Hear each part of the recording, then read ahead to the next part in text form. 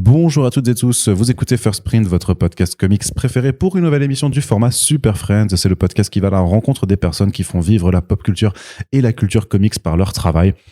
Et dans le cadre des nombreuses interviews qu'on a pu faire au Festival international de la bande dessinée d'Angoulême, édition 2024, j'ai le plaisir d'accueillir Stevan Subic, le dessinateur du Riddler Année Un qui vient de sortir chez Urban Comics, donc une bande dessinée assez atypique, puisqu'elle est écrite par Paul Dano, un acteur qui a incarné le personnage du Riddler dans le film The Batman de Matt Reeves, et dont cette bande dessinée se déroule dans le même univers. C'est aussi le premier travail de l'artiste en fait pour le marché de la bande dessinée américaine. Donc on va parler de bande dessinée tout simplement, de Batman, du Riddler, d'ambiance, et après le générique, on se retrouve donc en anglais.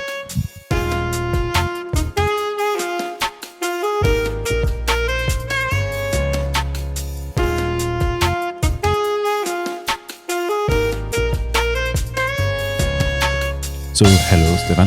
It's really nice to have you here on the podcast. So, thank you for giving us a little bit of your time between the two signings at the FIBD. How are you?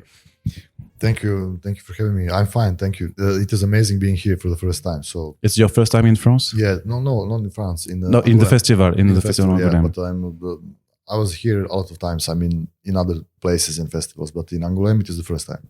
All right. So I'm always starting with a very basic question. Could you just a little bit introduce yourself and tell us a little bit what drove you to comic books? Well, my name is Stevan Subic, and I'm the artist from Serbia. And I'm a professional comic artist from 2015, when my first book was published here in France.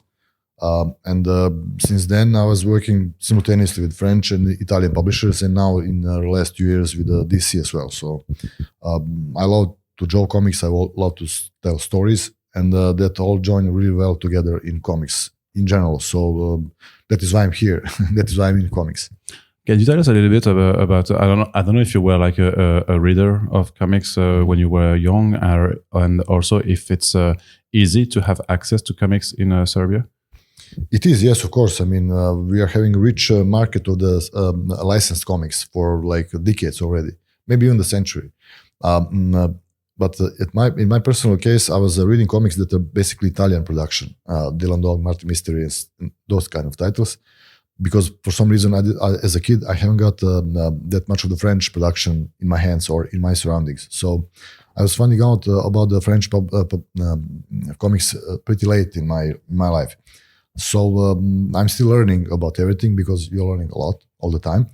I'm really enjoying it, and I'm considering myself as a European artist more than I'm the artist in States. So I'm taking the heritage of the European artistical and visual approaches towards the American comics with myself.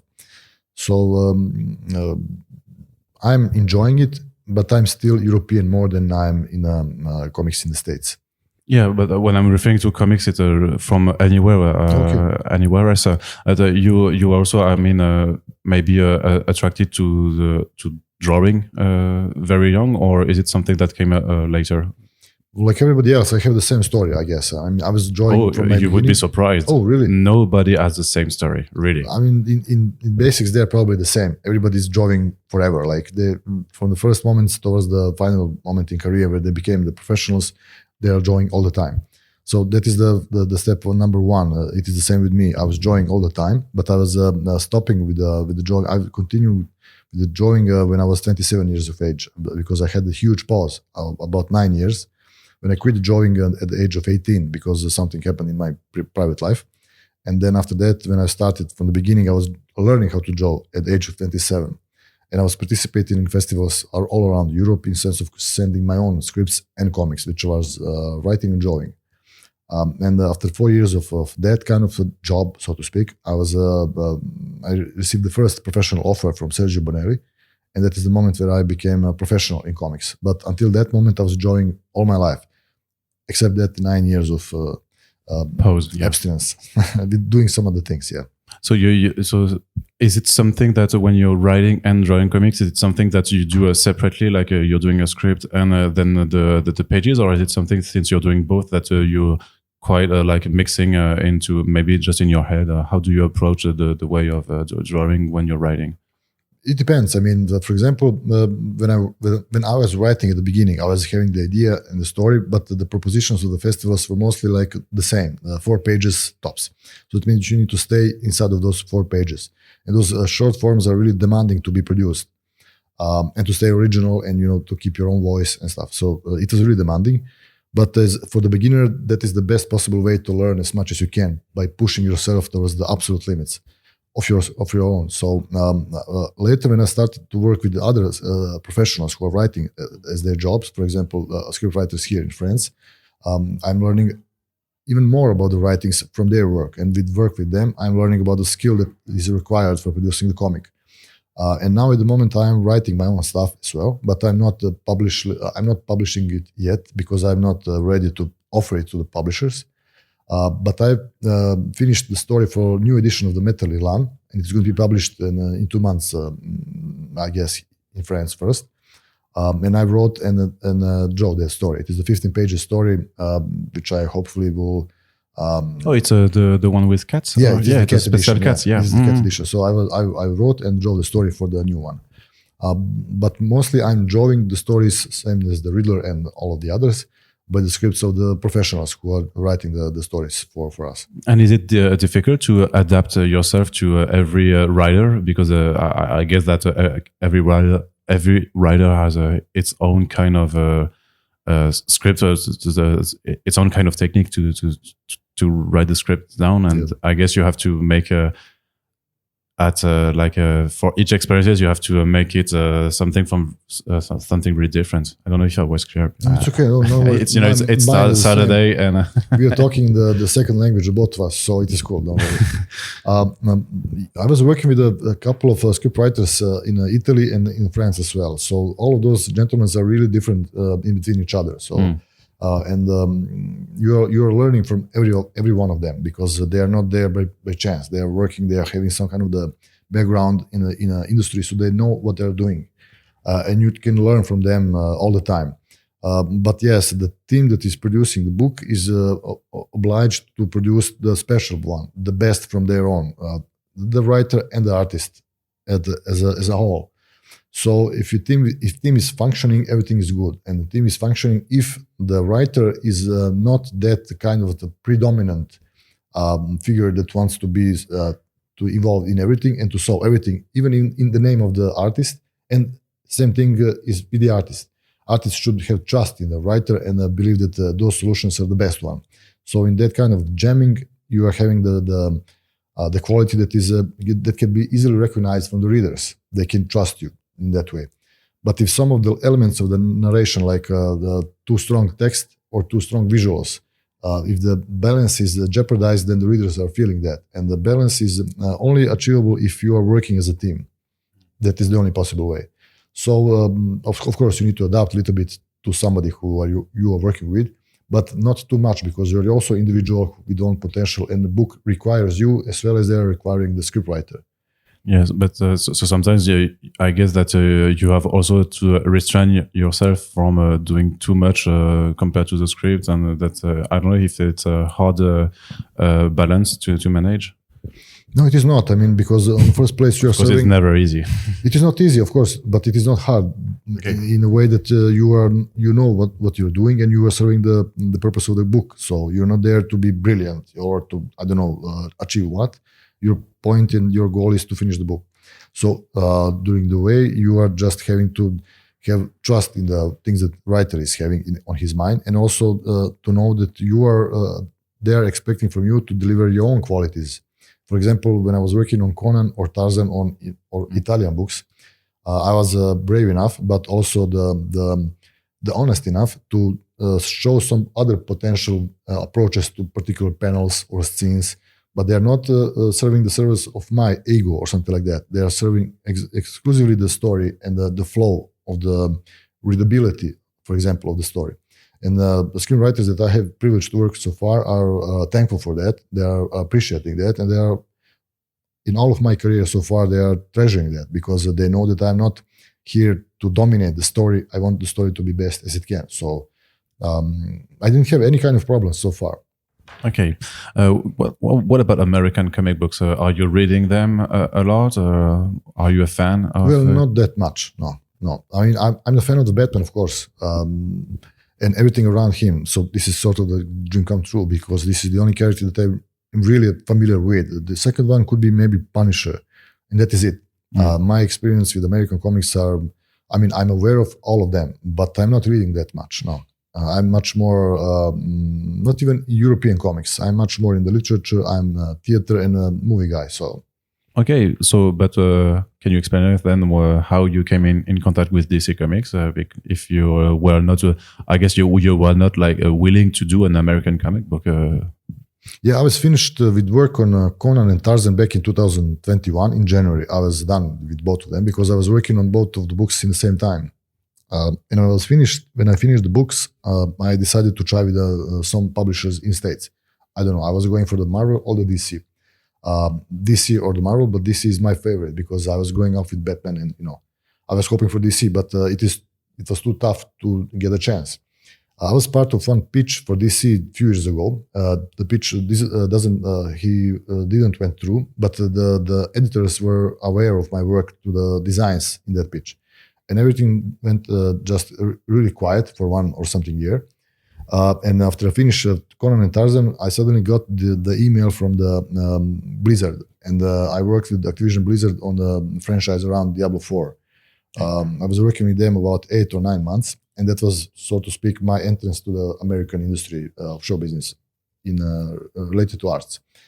Right when I was finishing the project with the Blizzard, I was getting the offer from DC and the pitch a few years ago, and my portfolio that was already have been seen for somebody in DC, concretely that was Conan, Tarzan, and my Italian work. They just joined it all together and they represented it to Paul. At that moment, I didn't know that Paul is looking at it because nobody knows it. They looked for the artist who can work with Paul for almost 1 year. Paul wasn't satisfied with what he's seeing because he knows comics in States. He's reading, he's following, so he's familiar with the artists. But the search for the proper one for him lasted for almost 1 year. He told me that he saw really a large number of portfolios down the road. And somewhere around the new year or January 2022, he saw my portfolio. It's all right. It's all right. We can let the church rings. No. You can continue. We love the church. The church sounds. Yeah. That is the moment when he saw my work and he decided to give it a go instead of trying it to see can that lead us somewhere. Because initially he liked it. Finally, somewhere that is resonating with him on the level of aesthetics. Then in February, somewhere in 2022, I got the initial mail from DC. Am I available? Is there something in my schedule? Because they are interested to offer me something. And then everything literally happened in 1 week because after that initial mail from DC towards the final one when I met Paul, it is only 1 week in between. I signed some NDAs because it is really it is not something that is happening all the time. And I even wasn't aware what is happening in the moment. Or like I was offered something, but I didn't know what is it. So they are just gradually giving me the data, like it is the Batman, but only that. Then it is movie related. Okay, that is something different. And then after that, at the end, it was the actor from the movie. And the final point, it was the fact that it was the Paul Dano. So it is obviously the Riddler. The fact that everything happens only in 1 week, there is a moment where we need to meet each other so that we can finalize everything. Finally, to meet each other to see is there that necessary sparkle between us that can lead us to the series. And then editor told me that we are going to meet each other tomorrow, for example. I don't know, during the day, there is a scheduled Zoom meeting. And I was at the meeting at the time, editor was there, then the Paul is joining us, and I was seeing the Paul for the first time like that. And I'm the fan of his work. From the Denis Villeneuve Prisoners towards today, I mean, I'm literally the fan. Yeah, especially that you told us before that you were like really into movies. So yeah. Yeah, exactly. Yeah, I mean, I'm one of he's one of my favorite actors in this generation of ours. And when you need to meet him in a so to speak, in person on a Zoom, it is not something that you can easily go through because I'm the fan and I'm just the Homo sapiens, you know. I'm not some kind of supernatural being who is just totally unaware of what is happening. So, but it was really amazing. What is happening? Is it you or No. something is shaking? No, yeah, that was my leg. I'm sorry. It's okay. I was like, okay, what is happening? Should we run away? Just my leg. I have the shaky leg. Earthquakes are No. all the time. Okay, sorry. No, it's okay. Sorry. At the moment when we met at the Zoom was the moment that decided about everything, because the spark happened. We recognized each other on a level of creative minds, and you can sense that kind of the energy when you are present, when you are involved in it. It is just flowing around, and we see that we both of us were aware that we are having some kind of the energy going around. And we continue. I get the contract the same day for the Riddler, same night, right after we finished the Zoom. And that was the moment when officially the Riddler was born as the idea. And then Paul and I continue with talks almost tomorrow. And then in the next 4 months, on every 2 days, we are having 1 or 2 or 3 hours even sessions on talking about the upcoming story. And we were talking about the 4 months only about the story. Not in way of how to write it, but in a way of how to visualize it, which approach we can use to tell the story. Is it going to be States or the European one? The storytelling verse in the sense of the compositions, the number of panels, even the inks and stuff, because I was there to share my knowledge from the Europe with Paul, and he's telling me his side of the experience that he had with the comics from the States. So we jammed from the beginning, from the ground zero, about the ideas and potentials that we can combine and to produce book such as this. And I get that you had to watch a lot. I don't know a lot, but you have to rewatch the Batman also to set the mood and the atmosphere with the visuals of Matt Reeves' movie, and to try to make something similar in the book, but somehow also different, because it's a comic book, it's not a movie. So you can't just do a copy paste atmosphere. Yeah. So how did you work on that? It was really easy, because that is when things are happening in this kind of manner, they are not happening by chance. My aesthetics and my way of view of seeing the comics in my personal camera are working totally almost the same as it is in the movie. So in that sense, I was really I was paying attention to details, but I was not having any kind of trouble by working on it. For example, there is a lot of ideas of mine that are mine from the earlier, and I spare them for my upcoming projects, because I'm writing my own stuff all the time. And I decided to give them to Paul or to our story, instead of keeping them for myself for new ones that are coming. And one of those is, for example, the cover. I decided to deliver the idea of joint covers of 6 issues to becoming the final one, 7th one, which is happily here on the limited edition of the Urban's The Riddler Year 1. So those are the episodes that are having their own individual covers that can be joined as a final picture when all 6 issues are joined together. So that means that we need to have the first one solved. I'm talking about the content of the cover, and the final one at the same time. And the time that is in between those issues is 1.5 years. So that means that we need to have the cover for the final episode while still the script is not written for it. But we need to know the elements, and that was the Paul's part of the job. And he did that, so to speak. He had the concept for all of the series. So it was making me really easier.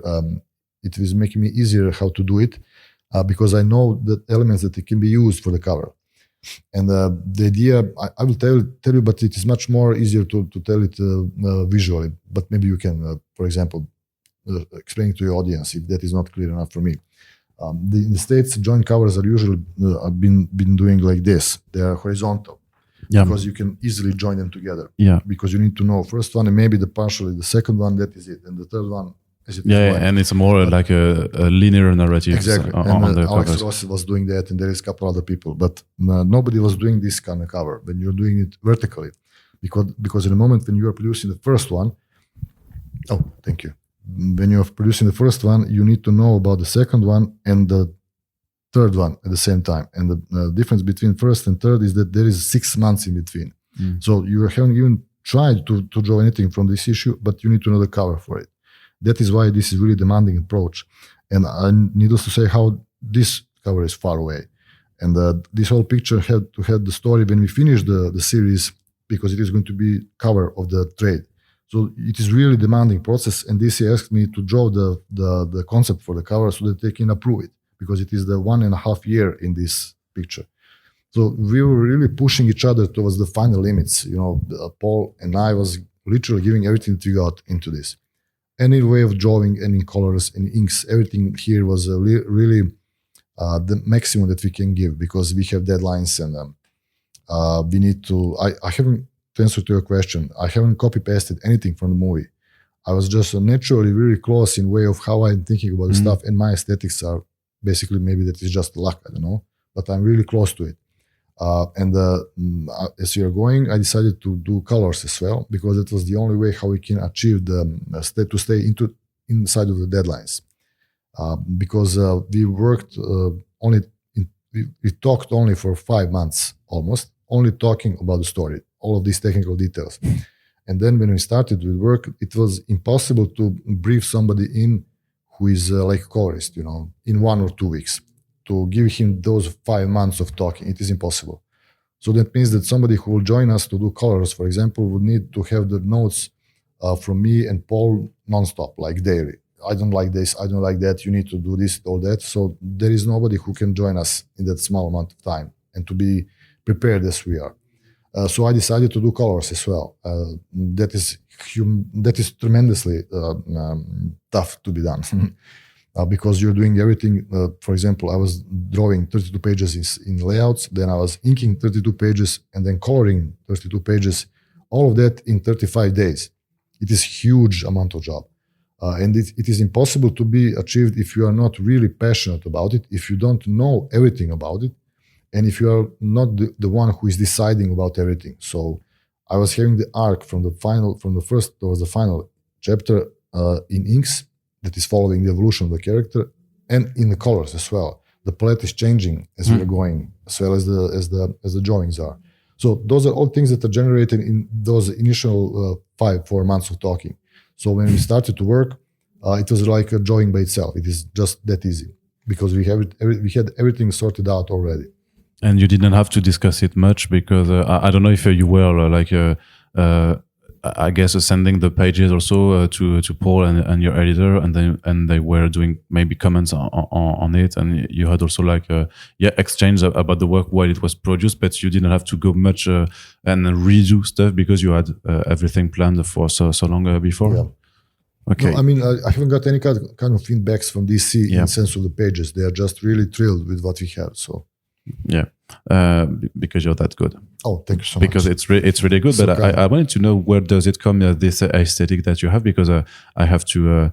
I discovered you work with because I'm so focused on the American comic books that I don't see everything that is published in France. So I don't know if it was also this kind of style in, for example, in the Conan or the Tarzan. So what are your influences, basically? Because I saw some kind of, I don't know, Dave McKean a little bit in these pages, some Bill Sienkiewicz also. I don't know if there are some of the artists that you took inspiration from while building your style.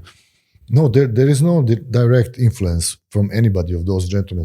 I had the privilege to consider Bill Sienkiewicz my friend, because we met in New York as well, and we had a amazing conversation, and he's a huge, not only artist, he's huge as a person. I really love him. But I don't have direct influences in sense of the artist who is just really big. And I have a logic behind it. When you're born, you have some kind of the handwritings. So your handwritings is just yours. It cannot be copied. I mean, some kind of a professional can do it, but it is recognizable that it is yours. It is the combination of your motoric and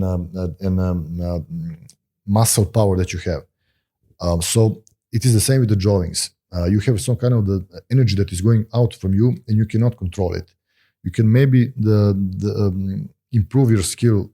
How can you draw it by technical details like which pen, which technique, anatomy knowledge, those kind of stuff. But that is still going to be your handwritings. You cannot run from that. As for example, you have Dino Battaglia, who was drawing in a certain way, and there is a lot of other guys during the last 60 years who are drawing the similar way, but they're not copying each other. They're just they are just part of the same cluster of minds. That is, for example, Alberto Breccia, Dino Battaglia, Sergio Toppi. Those are the Italian South American giants who are all drawing that kind of the graphic approaches, but they are not copying each other. Same thing is here. I'm not copying anybody. I wasn't saying. I know, but I don't think so. Don't worry. I'm just answering the question because I think that I'm not the only one who is thinking the same. When you're working really honestly on something, the pure person is getting out, and it is going to look like somebody else, maybe 30, 40, 60, 100 years ago before you, because somebody was already in that place, because he's thinking like you, he's having the aesthetic like you. I have huge respect towards the Bill Sienkiewicz, but he was not influencing me in any way possible. But I'm hugely honored because he was drawing the covers for the Riddler in the States. He was doing the main cover for the series. That is honor. And that's how you can make also the connection. You exactly, know that effectively. But how do you make an atmosphere on the paper? Because from the first page we are in the Batman universe, but already with the very moody, very rainy, dark city, and that's but you're not doing it in a photorealistic way. It's more abstract, I guess, or even though with that we have also supernatural visions, kind of. You're not like in the very real depiction of the world. So how do you build that? The starting point was that I didn't want to draw Paul as a photorealistic character, like using the photo references and just drawing above it. I didn't want that to happen because I don't trust in that. I don't have much respect towards that kind of the approach. When you're using so much references and you are not drawing, you are copying the reality. I don't like that. So in all of my work, I'm following the same line. I'm generating the quality as much as I can from nowhere. Like I'm sitting, thinking about the stuff, and then I'm starting to draw. So I decided to go with the look-alike approach. That means that I'm seeing Paul. I know him from earlier. I know the facial details on him that can be easily reproduced, and that you can be aware that is that character. Because I'm not drawing Paul Dano. I'm drawing Edward Nashton. That means that I'm not portraying the friend of mine. I'm working on a character. So that means that look-alike is just enough. Also, the other stuff. For example, Paul Dano's character Riddler is in the movie like maybe only 5 minutes, 6 minutes. A movie is like 3 hours long. So there is not much. 3 hours. I'm sure 3 hours. Yeah. There is not much of the Riddler given to us as a audience, like how he behaved, his body movement, body language, even the costume. We don't have that in the movie. We have the Riddler in the costume and partially the face when we are having him talking on the screens and stuff. So there is a lot of empty space that can be filled, and it is not designed yet. So that was my job, to design something that hadn't been part of the movie, and that is also look-alike. I was not copying Paul or film in a level of references, but I was trying to stay close to it by, for example, asking to have photos from the set, to see the designs and to see what is the line that we need to follow and where is the empty space for us to try to deliver quality that is only ours as a team. So I was searching for the references. I got them. I look at them, and I then decided where we can go from there. So that means that we are staying close to the film because it is officially the prequel of the movie. But also we are having so much empty space for us to deliver our own approaches and ideas. And we did that. So you didn't have like a lot of pressure from the big entity Warner Brothers? No. That's a great thing to do when you've got when you're on such a. I mean, both of us were aware. I mean, I can talk in my name. I was aware of Warner Brothers that it is the film that most likely a lot of people are going to see the comic and somehow comment on it. So I was aware of it, but I didn't have any kind of the influence from them. They are not sending mails. We are not exchanging anything. So Paul and I just did the best as we can, and we really enjoyed it. I mean, I really like how you draw also Edward's face with the glasses, which in which the eye fades out. You don't see his look. Is it a way for us to have some distance with him and think that he's not maybe not like us in a normal way? Should I say?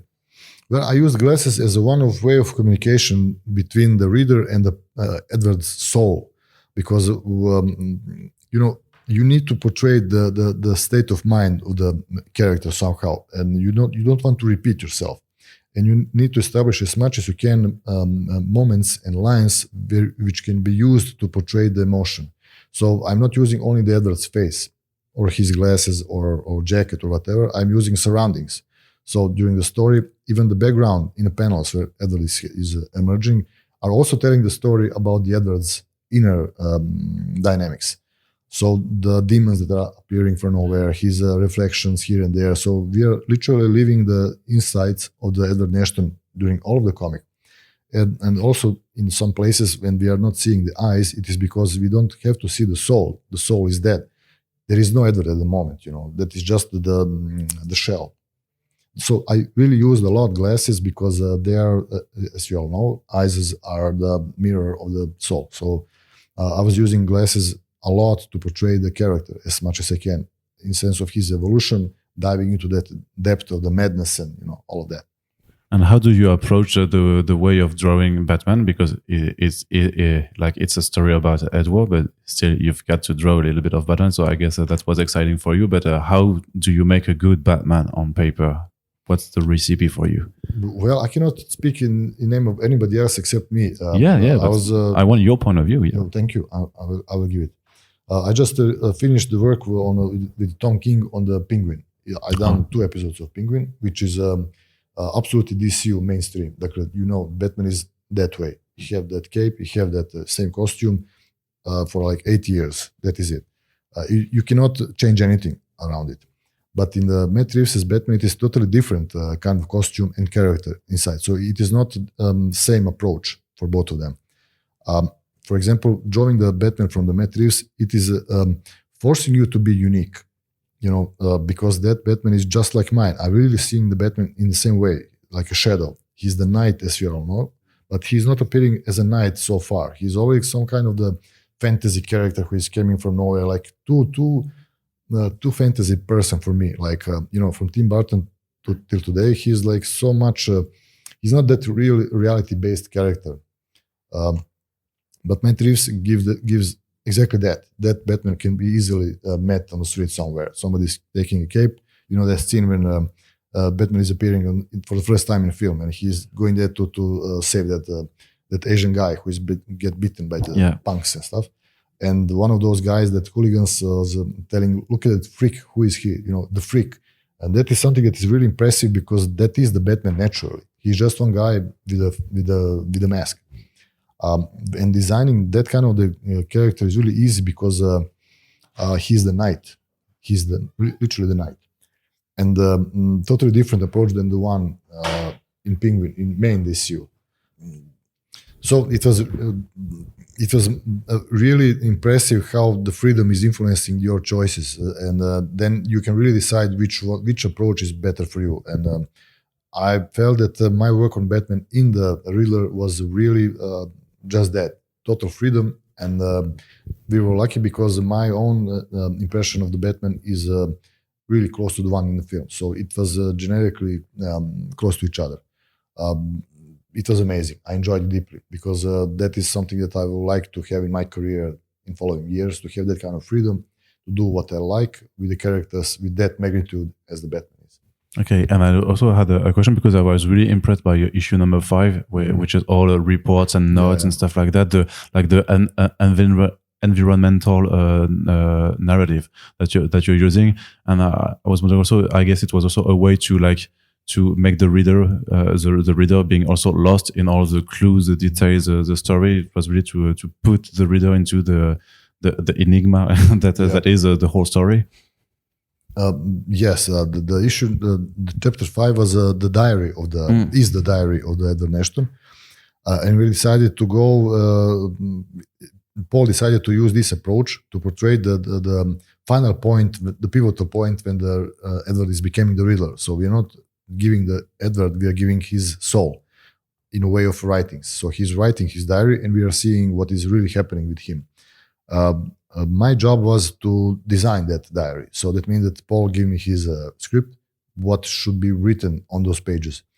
And that was the most demanding chapter to be done, because, you know, if you need to write something down, and you don't want to copy the font, for example, the letter design from the film, you need to deliver everything on your own. So you need to have your own design and solutions for font, for design of the pages, where is what happening, and where you are going to draw what on those pages. Because as you can see on those 27 pages in chapter 5, there is a combination of something that can be treated like a comic form, and most of it is not. So to decide all of those details, it was really demanding, and I had 35 days to do it. And also the most important thing is that when you are writing that stuff and you are designing the diary of the mentally ill person, you need to feel something like that. You need to have the kind of the energy and emotion that can influence the people in a way that they can trust you when they are reading it. You know, if you see something that is in beautiful handwritings talking about the madness, you're not going to trust it that much. You know, so everything that you are doing on those pages should tell the story about the mental state of the person who is really writing it. But you're not Edward Nešton, you know. You are some guy from Serbia, and you are not living that kind of the life. But you need to work on it so that it can be as much close to the real problem and issues that person can have, that you can achieve in yourself, even if you don't have them. So it was demanding because you really have, as an actor, you need to live through that emotion so that you can really pierce it into the paper. And also I was handwriting it. I was not using the font. So that means that is the reason why I decided to underline some words, to make them fatter, bigger, to highlight them, you know. And that is some kind of the flow in a madness, which was totally generated by me flowing, diving into the character. So I was sort of doing the actor job as well, because I'm not drawing Edward, I'm writing down. It was totally strange because we were breaking down the form of the medium. It is not the comic as we used to see it. So it was a really demanding chapter. And really, really interesting. So we don't have much time for another question, but I thank you a lot for being here and answering all of these questions about the Riddler Year One. What can we hope for you? Are you writing another or drawing for another American publisher, or are you focusing on the European market right now? I'm working a lot, and I was just finished with work on a Metal Elan story, which is going to be published soon. Those are the 50 pages that I wrote and drew. I finished with work on a Penguin series with Tom King. Those are 2 episodes of the supervillain, but the other one, it is a Penguin. And I signed a contract with DC, and I'm going to do something new with them. And I'm starting to work just when I came back home after the Angoulême. I cannot tell what is it about, but I'm really into it, and I cannot wait you guys to see what is it about. So okay, we'll see. It was a pleasure, my friend. Yeah, we'll be looking forward to it. All right, thank you, Stevan. It was a pleasure. Thank you for having me.